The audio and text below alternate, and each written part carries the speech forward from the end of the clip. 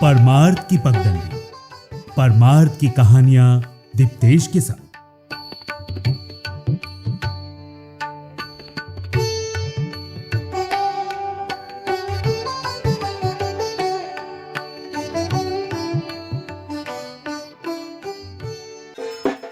आज की कथा माता शैलपुत्री की। नवरात्र के 9 दिन भक्ति और साधना के लिए बहुत पवित्र माने गए हैं। इसके पहले दिन शैलपुत्री की पूजा की जाती है। शैलपुत्री हिमालय की पुत्री है। हिमालय पर्वतों का राजा है। वो अडिग है, उसे कोई हिला नहीं सकता। जब हम भक्ति का रास्ता चुनते हैं तो हमारे मन में भी भगवान के लिए इसी तरह का अडिग विश्वास होना चाहिए, तभी हम अपने लक्ष्य तक पहुंच सकते हैं।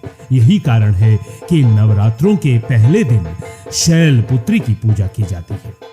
मां शैलपुत्री सती के नाम से भी जानी जाती है। एक बार प्रजापति दक्ष ने यज्ञ करवाने का फैसला किया।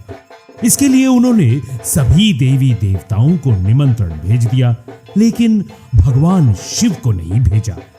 देवी सती भली भांति जानती थी कि उनके पास निमंत्रण आएगा, लेकिन ऐसा नहीं हुआ। वो उस यज्ञ में जाने के लिए बेचैन थी, लेकिन भगवान शिव ने मना कर दिया। उन्होंने कहा कि यज्ञ में जाने के लिए उनके पास कोई भी निमंत्रण नहीं आया है और इसलिए वहां जाना उचित नहीं होगा। सती नहीं मानी और बार बार यज्ञ में जाने का आग्रह करती रही।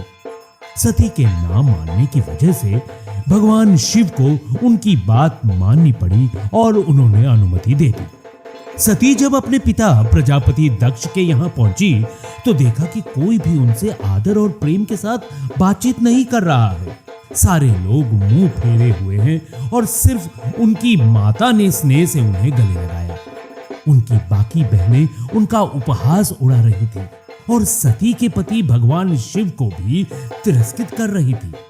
स्वयं दक्ष ने भी अपमान करने का मौका न छोड़ा। ऐसा व्यवहार देख सती अत्यंत दुखी हो गई।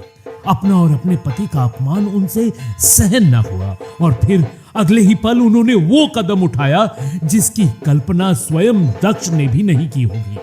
सती ने उसी यज्ञ की अग्नि में खुद को स्वाहा कर दिया, अपने प्राण त्याग दिए। भगवान शिव को जैसे ही इसके बारे में पता चला तो वो अत्यंत दुखी हो गए। दुख और गुस्से की ज्वाला में जलते हुए शिव ने उस यज्ञ को ध्वस्त कर दिया। इसी सती ने फिर हिमालय के यहाँ जन्म लिया और वहां जन्म लेने की वजह से उनका नाम शैलपुत्री पड़ा। मां शैलपुत्री का वास काशी नगरी वाराणसी में माना जाता है।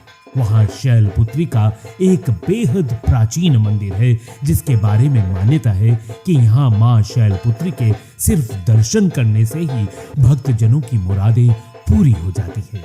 कहा तो यह भी जाता है कि नवरात्र के पहले दिन यानी प्रतिपदा को जो भी भक्त मां शैलपुत्री के दर्शन करता है उसके सारे वैवाहिक जीवन के कष्ट दूर हो जाते हैं।